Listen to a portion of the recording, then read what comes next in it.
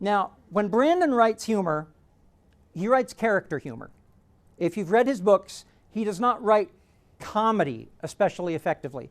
And I've told this to his face, and now I'm telling it to the internet. The Alcatraz books use a lot of humor, and the character humor is the most effective. The slapstick humor, the situation comedy humor falls kind of flat for me. It's not something that I love, and I don't think it's something that Brandon loves. Brandon loves character humor. Good example of character humor from Larry Niven's work, and this was, I guess this is in Ringworld. Show of hands, how many of you read Ringworld? Okay, this one's actually like one of the classics that if you want to write genre fiction, you might want to consider picking up. Brilliant world building. We have a race of characters called the Puppeteers. Two-headed critters who are abject cowards and vegetarians. We have a race called the Kzinti, which are giant felinoid, 8 foot tall, looks like a tiger with little umbrellas for ears. And we've got a human, and they're all on the spaceship. And the tiger and the puppeteer, the Kzinti and the puppeteer, are talking with each other about the human sense of humor.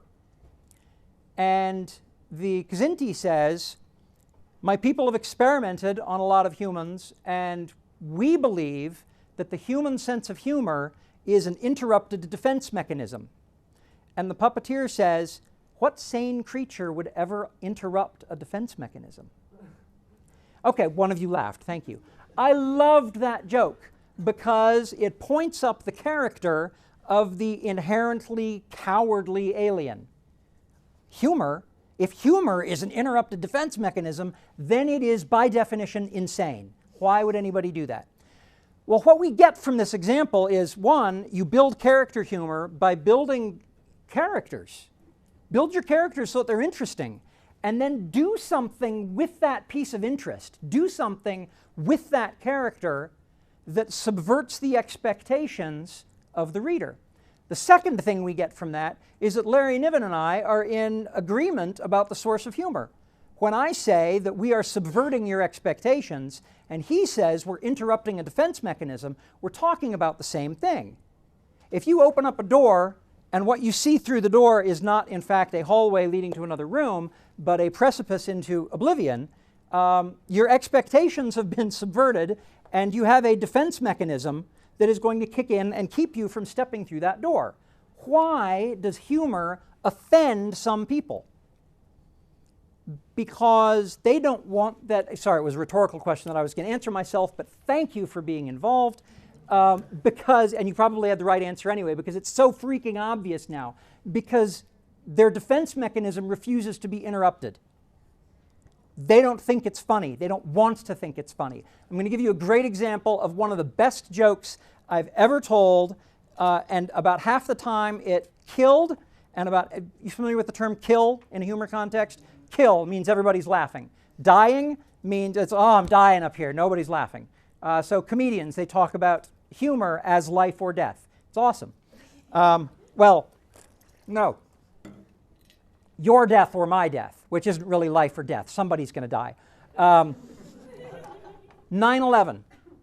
I'm working in the Novell office building, and airplanes have just crashed into the World Trade Center. And we are all watching CNN, well, trying to watch CNN. The internet is clogged. We have no news. We have no information. But we are all at work. And we're wandering around from office to office, carrying on inane water cooler conversations. And it really is a scary time for everybody. And I would walk into people's offices and understand I was kind of a big deal at Novell for a few years. I had an office with a window, as did most of my fellow big deals. And so I'd walk into their office where they're sitting with their computer kind of facing their window. And I'd stop in and say hello, and we're just making small talk, and they turn to face me. And then I would do this. Whoa, low-flying plane. And about half the time, people are like, oh my God, oh, that's hilarious. Never do that again. And the other half of the people just went straight to yelling at me and saying, never do that again. Now, I could not have told those jokes a day later. Because by a day later, we knew the extent of what had been done to us, and there was no longer room to tell that joke. But that's a great example of interrupting a defense mechanism. How are we doing on time? We have, stupid, went to sleep. I didn't want you to go to sleep. Yeah, I got about 22 more minutes of talking in front of me. Scott Adams, who writes and illustrates the Dilbert comic, has talked about humor as being a list of elements, almost like a checklist. And I always forget the items on the checklist. You can Google it if you want to. Scott Adams, Dilbert, and then I think the keywords are going to be like humor and clever, bizarre, cute, cruel, recognizable, maybe one or two others. So he's got this list of things that he says are important towards selling a joke. And he says that the joke is better the more of these you can hit. And then he talks about his own work, and he says, so when Catbert is, or Dogbert, I guess, is wagging his tail while being mean to somebody in a business context, we nail recognizable, we nail cruel, and we nail cute. And so he's got 3 out of the 6 or 7, and that's good enough for a newspaper comic. And then he talks about Bill Watterson's work, and he says, when Hobbes has shoved Calvin into a wagon, and the two of them are hurtling down the hill, expositing about the meaning of life in a way that's really surprisingly deep, we nail clever and bizarre just out of Calvin's mouth in the word go. We get cruel and cute from Hobbes. We get recognizable from the wagon and the wood scene, and I think we get 1 or 2 others. And Adam's point is that Bill Watterson was a genius because when he built these jokes, he built them so that, there wasn't just one path to victory, there were 6 paths to victory, and he's taking all of them. He's going to go to every one of those places and exploit this as effectively as he can. Now, of course, the difference between what Bill Watterson was doing and what you probably want to do if you're looking for a career in genre fiction, show of hands, how many of you want to write epic fantasy for a living? Get them up there. You can be proud of it. How many of you want to write science fiction? How many of you want to write horror? Horror's awesome. Horror, okay, couple. Okay.